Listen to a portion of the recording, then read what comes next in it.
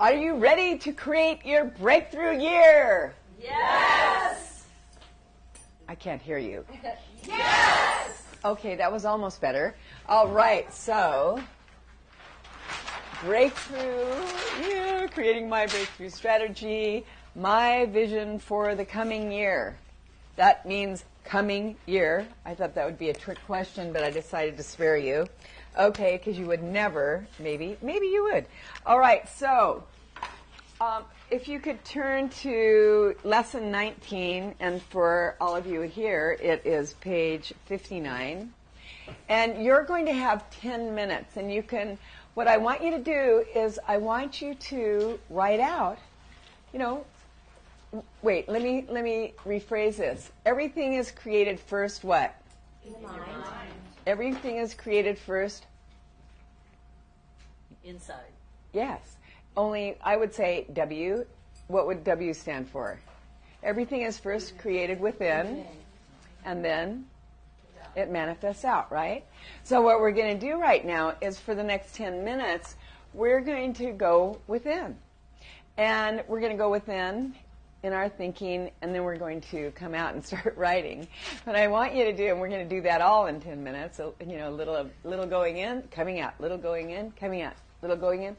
What I want you to do is I want you to write out, as if it's already happened, your breakthrough year. What would that look like? What awards would you have gotten? What accomplishments would you have accomplished? What wonderful things would have happened? What did people say to you that really was meaningful and mattered to you? What did you feel inside you that was meaningful and mattered to you? And you can also write this in a fun way if you want. You could write it, it says here, write it as a newspaper or magazine article was written about you. So for those of you that want to put your writing skills to work, that would be nice. So you want to write in third person and just write down all of your achievements, all of the wonderful things that happened for you. And what you're going to do, you're going to have 10 minutes to do this, and then we'll break you up into twos, and you get to share your beautiful breakthrough year, and then we'll talk some more about it. So are you all clear? And may I just say, Jenny? Yeah, please. And incorporate your projects, right? What's happened with those projects during the year, right?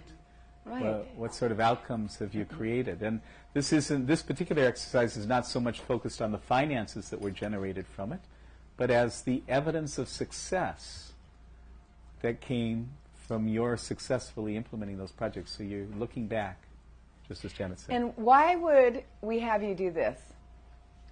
Where is our talking stick? Why would we have you do this? You've already written your 100th birthday speech. Why the heck do you have to do your breakthrough year? Anyone know? Who wants to take it? Yay, Ronnie. Thank you. Yeah, please stand up. Okay. You're setting your intention, and it's kind of like the goal that you're working towards. And what you're doing is, would you say you're narrowing it down a little so it's a little more right? Taking it from the big to the year, huh? Yes. From the life to from the 100th birthday to coming down to the year. That's right. So it's more, it's what would I say?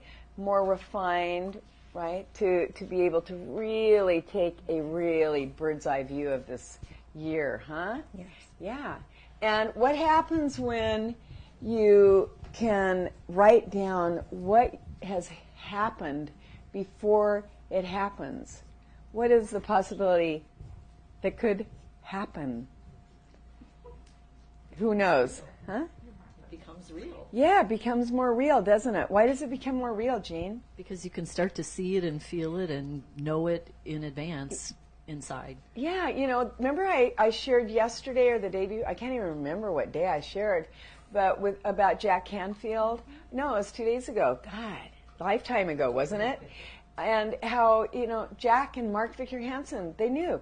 First thing, when they wanted to create something, they'd write it down. They'd write it down. The first step to manifest is, putting it down on paper. Why? Because how many would say it makes it more concrete? No, it makes it more concrete. And then you start to, as you write it, you can see a bigger vision and a bigger vision and a bigger vision from within first and then manifesting out. And it's a wonderful, wonderful way to, really start to design. This is designing your life. This is what a conscious creator does. It's a conscious creator, consciously putting your attention, consciously stating, this is what I choose to create. So, are you ready to have some fun? Can I ask one question? Yeah.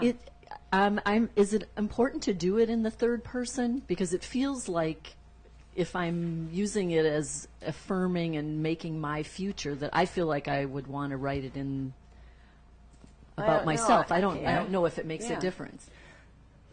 It really depends on you. The reason we recommend doing it in third person is because many people feel more free if they're talking about their great accomplishments, if someone else is talking about their great accomplishments about them rather than me. There's people who get embarrassed about thinking, oh, I did all these great things. Yeah, I couldn't do that. So.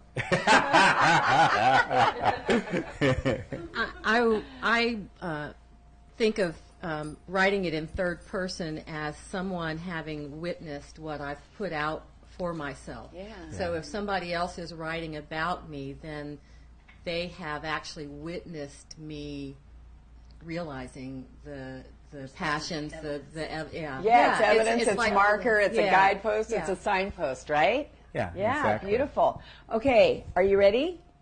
So, 10 beautiful minutes, and Sabrina, some nice, sweet music, huh? Thank you.